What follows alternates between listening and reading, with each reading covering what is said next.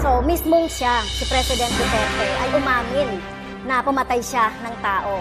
Kaya kailangan siyang kasuhan. At ito, sino ba yung nagdisenyo ng mga policy na ito? Siya rin. At nag-cause ng pagpatay. Maging si Senator Bato ay dapat kasuhan. Gigil na gigil kang kasuhan si Pangulong Duterte at ako ng mga kaso na hindi mo kami maliling.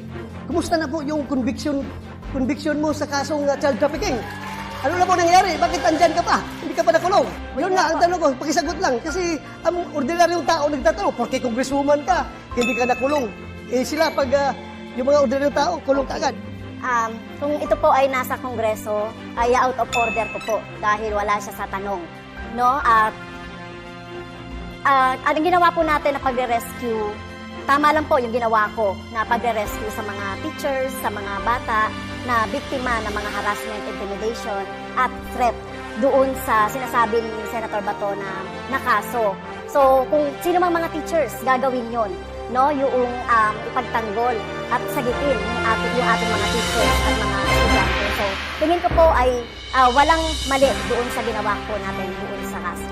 Ano pong rescue na pinagsasabi niya? Na yung mga parents ng mga bata mismo ay galit na galit sa kanya. Bakit ginamit yung mga kabataan para sa kanilang kapakanan?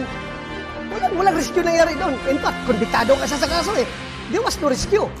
Well, yung sinasabi naman po ng mga magulang na galit sa akin, ay ito ay gawa-gawa lang ito.